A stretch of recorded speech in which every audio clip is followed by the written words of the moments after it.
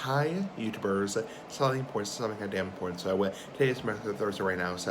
Medical Thursday, big ass cigar. I'm not obviously not a doctor for the last damn time. Anyway, talking base right now, essentially, social media in terms of health. So, how do they relate? You have social media like Facebook and YouTube and Twitter and Twatter, and then you also have, like, for example, Instagram, Snapchat, Vine.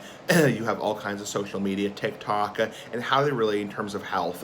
In terms of health, it's mainly because some of these platforms can be dangerous. Unfortunately, there's a myriad of things that can happen. For example, it's not just like some creepy guy, on social media trying to lure your kids, whatever, that kind of crap, but it's also kids can be very easily influenced. Mainly, we're talking about kids here. We're not, well, so much, adults also. To a certain degree, we're talking about adults.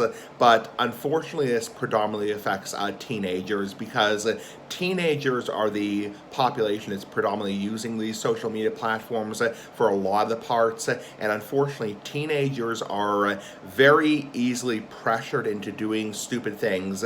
Teenagers do stupid things, and that's why a lot of these social media platforms like Twitter, Twatter, Instagram, Snapchat, Vine, YouTube, unfortunately, they have a lot of community standards to protect teenagers, but unfortunately, it doesn't always work. So there's always some stupid new, TikTok challenge going around, all kinds of stuff like, slap a teacher, or for example, do something stupid in public, like hit somebody, it's like, so there's a lot of stuff that can happen on social media, and then you also have, like, creepy, idiots, creepy, bastards, trying to, like, lure your kids, whatever, that kind of crap, that's, like, just terrible in general, and that's why, parents teach your kids to be street smart and to never engage in, like, a sexually provocative discussion with somebody they don't even know, or somebody for that part in general. So anyway, also, like, not getting addicted to social media, and that can go for adults also, because it's very, very easy, very damn easy, very fucking easy for an adult to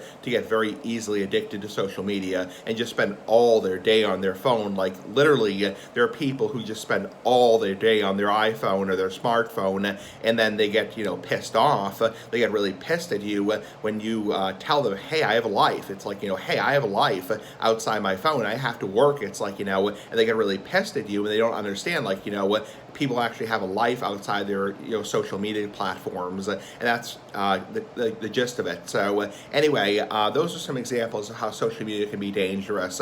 Also, just in general, like, a lot of times, kids or young teenagers will fall for these, like, stupid, challenges on, like, YouTube, like, eat the hottest pepper in the world in 5 seconds, or, like, just giving examples. These aren't actual real challenges, but, like, and I'm not encouraging anyway, but, like, these stupid dumb challenges, like the Charlie challenge, or the cinnamon challenge, like the Bird Box challenge, these stupid idiotic challenges that people post on social media just to get attention. It's like, these stupid dumbass challenges, and honestly, it's like, it may be to a certain degree entertaining, but it's really, really harming a lot of teenagers, and that's how a lot of kids, really get hurt or even die. So anyway, that's about it. So social media and health. Bye.